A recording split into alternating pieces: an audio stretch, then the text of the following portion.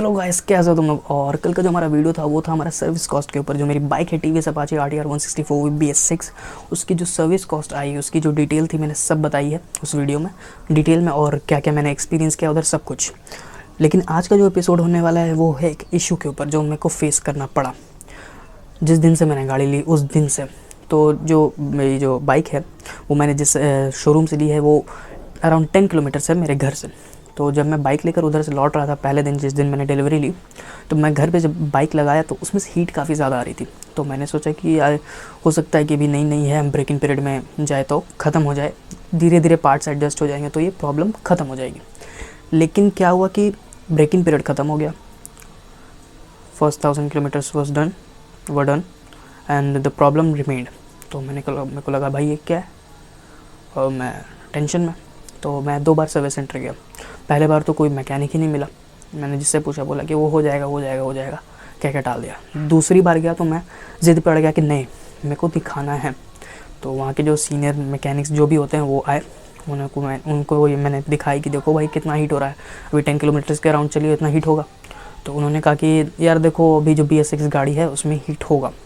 तो हम बोले कि इसका सॉल्यूशन क्या, बोला कि इसका कोई सॉल्यूशन नहीं है। मैं तो भाई घबरा गया कि यार इतनी ज़्यादा हीट होगी, 10 किलोमीटर चलेगी गाड़ी, और कहीं मैं इसको लॉन्ग टूर पे ले गया तो भाई गाड़ी की तो बैंड बच जाएगी और मेरी भी। क्योंकि भाई जो हीट निकल रही थी मेरे को पैरों पे फील हो रही थी, लिटरली पैरों पे फील हो रही थी, काफ़ी ज़्यादा हीट थी गाड़ी से। तो भाई फिर मैं घर आया, फिर मैं दूसरे सर्विस सेंटर गया, वहाँ के मैकेनिक से बात की। तो वहाँ जो एक बंदा था वो थोड़ा जेन्युइन था। वो बोला कि देखो भाई ये जो प्रॉब्लम है अभी BS6 की सारी गाड़ियों में आ रही है। तो मैंने कहा BS6 की सारी गाड़ियों में आ रही है मतलब? तो उसने कहा कि जो भी ब्रांड्स है जैसे कि यामाहा हो गई ये सब। मैंने बोला ऐसा तो नहीं है यार, मेरे फ्रेंड के पास है R15 V3। तो मैंने उससे बात की तो उसने बोला कि नहीं यार ऐसा तो प्रॉब्लम नहीं है। तो फिर मैंने सोचा कि यार इनको नॉलेज नहीं है। तो फिर मैं घर आया, फिर मैं दूसरे सर्विस सेंटर गया। तो दूसरे सर्विस सेंटर में गया तो वहाँ जो बंदा था उसने सही बात कही। उसने कहा कि देखो भाई ये जो BS6 गाड़ी है TVS की, जो पूरा होल लाइनअप है इसमें थोड़ी ये जो हीट वाली प्रॉब्लम है आ रही है। तो मैंने पूछा इसका सॉल्यूशन क्या है। बोला कि इसका सॉल्यूशन ये है कि जैसे जैसे आप गाड़ी और ज़्यादा चलाओगे और ज़्यादा चलाते जाओगे वो हीट इशू जो है आपका धीरे धीरे रिड्यूस होते जाएगा। मैंने बोला कि ऐसा कैसे होगा भाई, चलाएंगे तो और ज़्यादा ही ना हीट होगा। तो बोला नहीं, आप एक लिमिट में चलाओ, थोड़ा गाड़ी को और ज़्यादा चलाओ, वो हीट इशू है वो धीरे धीरे कम होगा। तो मैं बोला ठीक है भाई देखते हैं। और उसने मेरे को ये भी एक लॉजिकल बात बताई जो हीट का, मतलब कि हीट से अपार्ट फ्रॉम हीट, वो उसने एक लॉजिकल कारण बताया। उसने बोला कि देखो भाई जो BS4 नॉर्म था उसके बाद BS6 नॉर्म आया। जो BS4 और BS6 का जो गैप था वो काफ़ी मतलब कि छोटा था। तो इतने कम गैप में जो कंपनी की जो R&D टीम्स होती है उन्होंने बढ़िया से, मतलब कि उनको टाइम नहीं मिला कि वो रिसर्च करके मतलब कि एक बढ़िया कुछ आउटकम दें।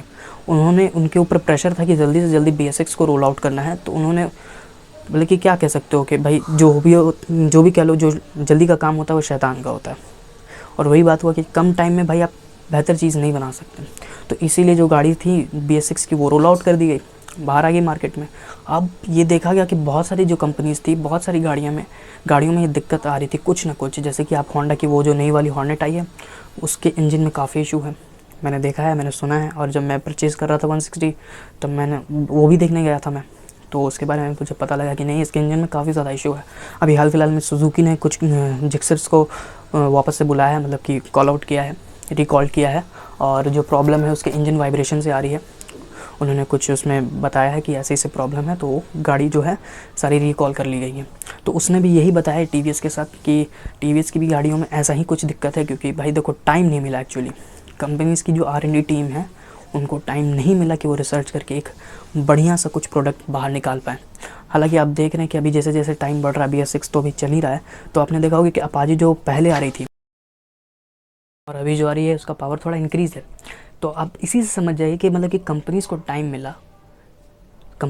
टाइम मिला। BS6 वो भी गाड़ी है लेकिन कंपनीज़ को थोड़ा टाइम मिला तो उन्होंने उसमें इम्प्रूवमेंट लाए, चेंजेस किए। वही बात है कि उनके पास टाइम कम था, प्रेशर ज़्यादा था कि BS6 निकालना है, BS6 निकालना है, और इसी में थोड़ी इधर उधर गलतियाँ हो गई।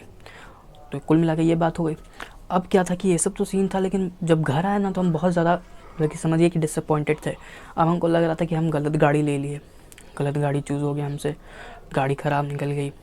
मेरे मन में तो ये भी आ रहा था कि यार अब इसको सेल आउट कर दे, क्या करें नहीं करें। तो हम इस फ्रस्ट्रेशन में गाड़ी निकाले ही नहीं। मतलब कि गाड़ी निकालना हम छोड़ दिए और हम सोचने लगे कि इसको बेच के हटा देंगे, ये कर लेंगे, वो कर लेंगे, सेल आउट कर देंगे। नहीं, वो सब सोचते सोचते मेरा दिमाग और ख़राब होने लगा, तो हम गाड़ी निकालना छोड़ दी। इसीलिए इसी वजह से जो मेरा गाड़ी है वो 1700 कुछ चला हुआ है और सेकंड सर्विस भी हो गया है। कितना बढ़िया बात है, 1700 कुछ चला हुआ, सेकंड सर्विस भी हो गया। क्यों भाई? क्योंकि जो टाइम ड्यूरेशन था 3 महीने, उसमें मेरी गाड़ी मात्र 1700 चली और 3 महीने में सर्विस होती है सेकंड सर्विस, तो हमको कराना पड़ गया। पैसे भी वेस्ट हो गए। अब 2500 पे आएगी तो फिर से कराना पड़ेगा ना।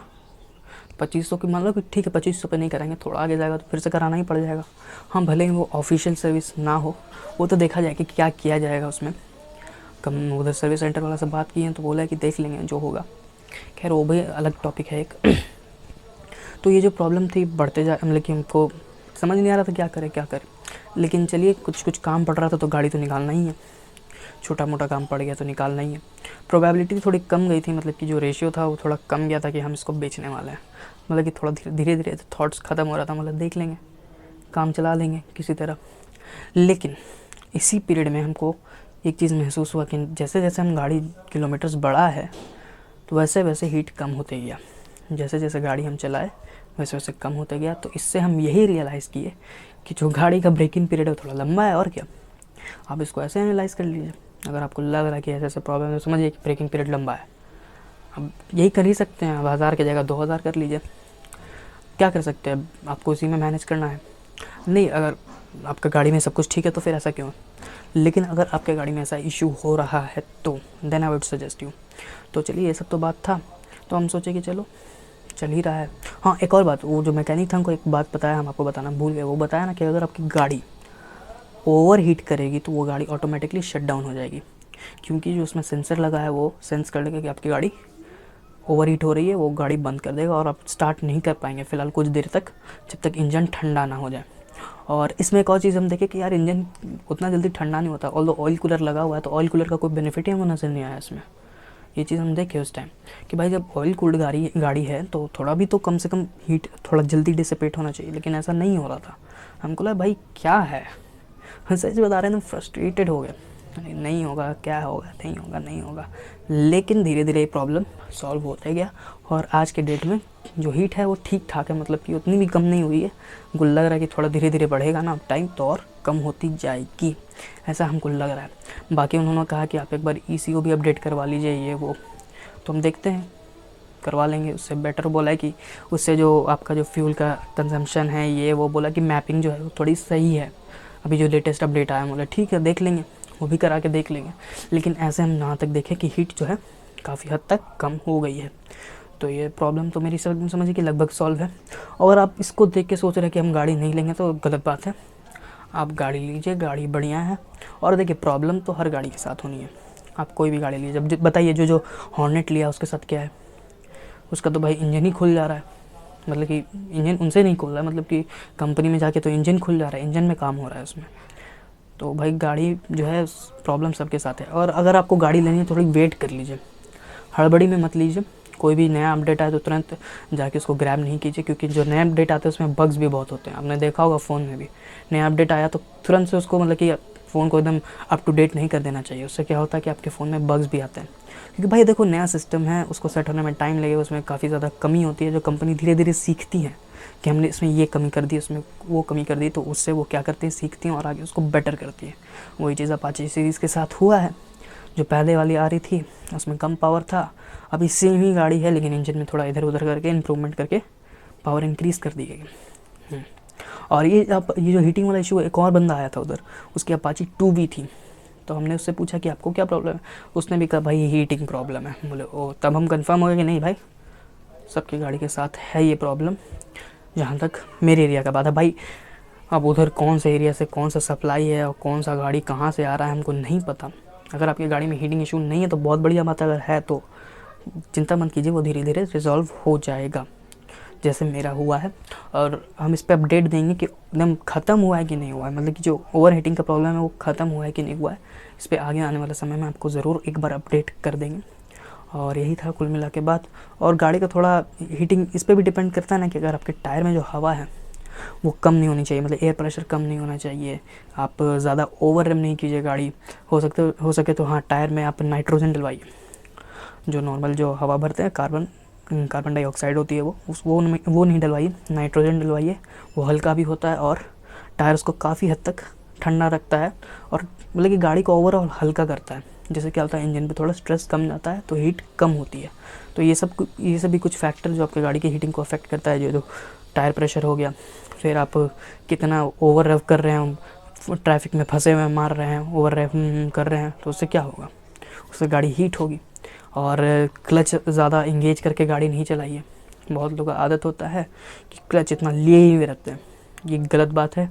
इससे क्या होगा कि आपकी क्लच प्लेट भी जलेगी, गाड़ी हीट भी करेगी। तो ये सब भी है कुछ जो इश्यूज आपको रिलेट कर जाएगा हीटिंग से, ये सब भी ध्यान दीजिए। आपकी गाड़ी सही चलेगी, वैसा कोई हीटिंग इशू नहीं आएगा अगर ये सब सही रहा तो। और वो तो भाई कंपनी से वैसा है तो वो तो रहेगा ही, लेकिन आपको अपने स्तर से बताना है कि अपने स्तर से कमी नहीं रखिएगा ये सब चीज़ में, नहीं तो आपकी गाड़ी हीट करेगी। तो चलिए, यही था आज की वीडियो में। आज होप करते हैं कि आपको वीडियो अच्छी लगी होगी। अच्छी लगी तो लाइक कर दीजिए और जल्द ही, चिंता नहीं कीजिए, जल्द ही हम लोग बाइक पे ही राइड करेंगे, बाइक पे ही चलेंगे। हम आजकल में ऑर्डर कर रहे हैं अपना SJ कैम, तो हम लोग व्लॉगिंग में घुसने वाले हैं। फ़िलहाल लॉकडाउन है और हम छत पे ही वीडियो बना रहे हैं, क्योंकि भाई घर है नीचे और थोड़ा ऑड लगता है अभी घर में बनाना पापा हैं तो थोड़ा ऑड तो लगता है।